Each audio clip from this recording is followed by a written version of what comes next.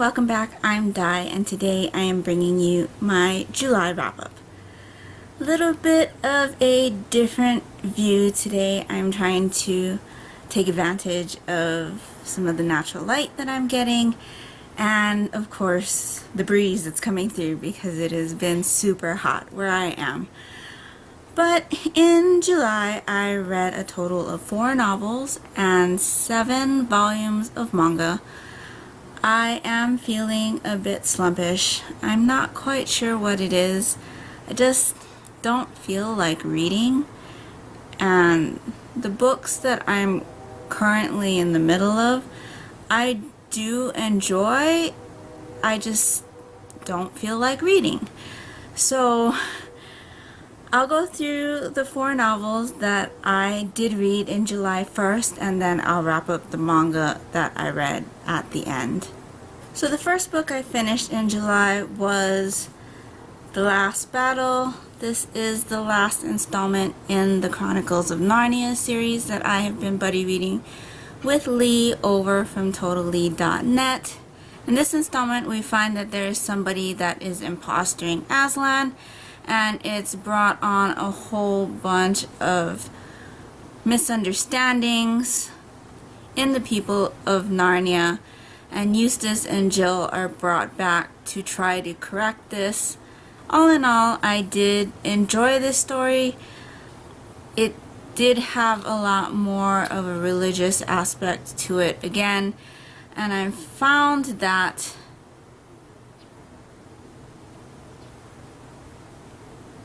a lot of the stories in this series had religious aspects that I wasn't anticipating.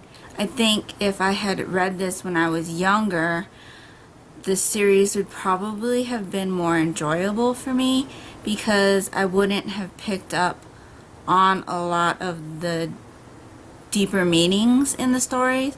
But since I read this when I am older, I did pick up on those things, and it took away from the enjoyment of the series for me.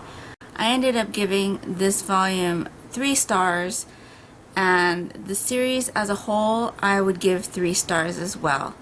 I did like it. I probably won't be rereading it in my lifetime, but I do recommend that if you haven't read this series yet, that you should read through it at least once. The next book I read was The Darkest Part of the Forest by Holly Black. This is not one that I picked up myself. My daughter actually picked this one up from the library, and I decided to read it after she was done. This one follows Hazel and Ben, who are brother and sister, and they live in a town called Fairfold. The people in this town have learned how to coexist peacefully with the Fae. So usually if they abide by the understandings they have with the Fae, the people of the town are safe from any harm. But that obviously doesn't apply to tourists, and so tourists can still get harmed by the Fae in this town. There's always been some curiosity about the horned boy who's asleep in the glass coffin in the woods. Hazel and Ben, of course, have had numerous attempts to try to wake him up. They talk to him, kind of like, you know, when you have something you want to tell somebody but you don't want to actually tell somebody. He's kind of like their confidant even though he's sleeping. Hazel and Ben have always had this kind of infatuation with the horned boy, and nobody thinks that he would ever wake up until one day he does, and it throws the town into turmoil. And Hazel kind of gets caught up with trying to figure out if the horned boy is at the center of the townspeople who have been attacked by the Fae ever since he's woken up. I really enjoyed this book. It reminded me how much I enjoy stories with Fae in it, and I haven't read too many recently. I did appreciate that in the very first chapter we find out that Ben is gay, and that is just who he is, and that's that. There is a bit of parental neglect happening with Hazel and Ben's parents. This isn't really addressed in the story, but I think that if Hazel's and Ben's parents weren't the way they were, that the story actually couldn't have happened, because with the neglect of the parents came the freedom for Hazel and Ben to do as they wanted to do, and I think that played a big part in how the story came about. This is the very first book that I read from Holly Black, and I do intend on reading more. I thought her writing style was very easy to read, and it was a very enjoyable story for me. I ended up giving this book 4 stars.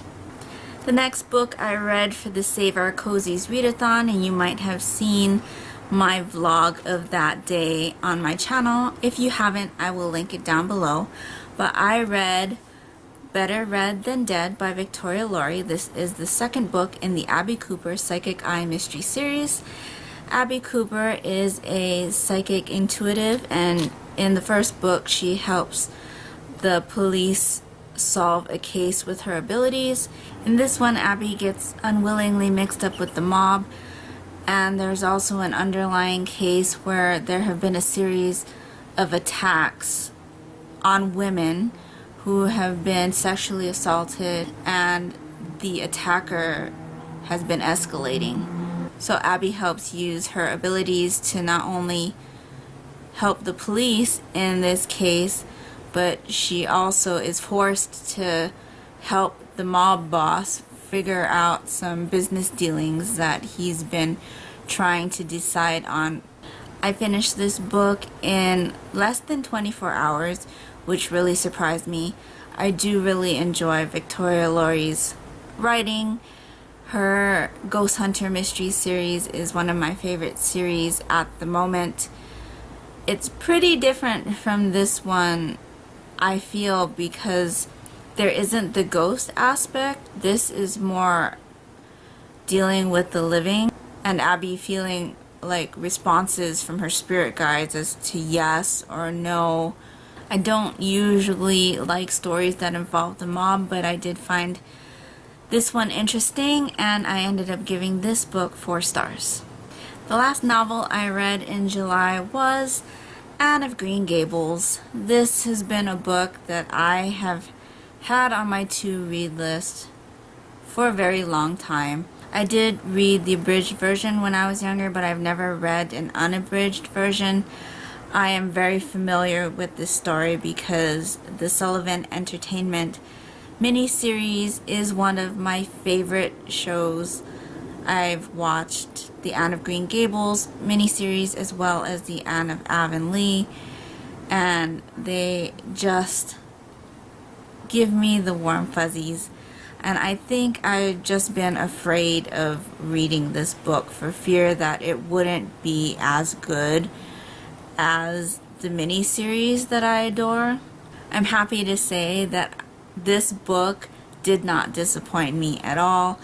Everything that happened in the miniseries happened in this book. May not have happened exactly like it did in the miniseries, but they did happen. This story just made me laugh, pulled at my heart, made me want to stay with all of my friends in Avonlea. There's even a recipe for raspberry cordial in the back, which I will definitely try in the future. I, of course, gave this book 5 stars, and I can't wait to get back into this world. Hopefully I'll be able to soon, but my slate is kind of packed for August. But this was definitely my most favorite book of the month. So those were all of the novels that I read during the month. And now on to the manga that I read. I read volumes 29 and 30 of Fairy Tail, which follows our wizards from the Fairy Tail Guild. In this arc, the Fairy Tail wizards are still fighting the wizards from the Grimoire Heart Guild. With volume 30, the arc ends, and I did really enjoy watching that unfold. I am not caught up on this arc with the anime, but I do intend on doing so soon. I gave both of these volumes 4 stars. Then I read volumes 3 and 4 of Blue Exorcist by Kazue Kato. This one follows twin brothers. Both Rin and his twin brother have been raised by Father Fujimoto, and one day the father is attacked by Satan and killed. They find out that Satan is trying to get Rin to come to his side because he has overwhelming magical abilities and Satan wants to use him for his causes.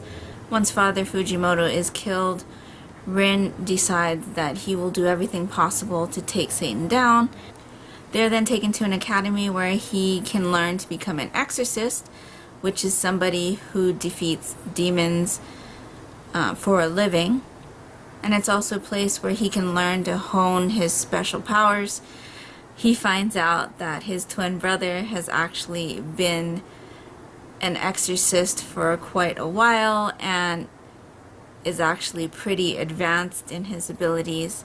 So Rin is tossed into the class with all the beginner students, and he is learning how to become an exorcist himself. I do enjoy the series. I did watch the anime a while back. I'm just now getting into the manga to see if there's any differences or if maybe the story continues past where the anime ended. I do enjoy this one as well and gave it also 4 stars. Then for the Booktubeathon, which I majorly failed at, I only read 3 volumes of manga. I read volume 10, volume 11, and volume 12 of the manga Red River. This is the historical / time travel manga where Yuri is transported into 14 BC Anatolia by a sorceress who is also the queen. She wants to use Yuri as a human sacrifice to get rid of the princes that are ahead of her son in the line of succession to the throne. I'm really enjoying this series. There has been a couple of things that has bothered me. If you notice on this volume, there is a parental advisory for explicit content. This one did include a rape scene. There are a couple other volumes that I've read that have had sexual content or nudity, but not all of them have that type of content in it. As you can see, like this one doesn't have the parental advisory on it. I am still enjoying the story of how Yuri and the prince are growing their relationship and watching the queen still fail at trying to kill Yuri. I think there are 16 more volumes in this series, so I am still borrowing them from the library as of right now, but yeah, still enjoying this. Gave all of these volumes 4 stars and will be continuing next month. And that is everything that I read in the month of July. Let me know if you've read any of these. In August, I am starting my first in a series Cozy Mystery Book Club. If you're interested in joining me, I will leave a link to the announcement video for the 2 books that we will be reading during the month. Thanks to Lizzie Faye Loves Books and Troy Towell, we also have discussion threads up in the Mystery Madness Goodreads group, which I will also link down in the description box below in case you would like to just talk about the 2 books that we will be reading, or if you've read them already and have something to say or would like to gush about them, please feel free.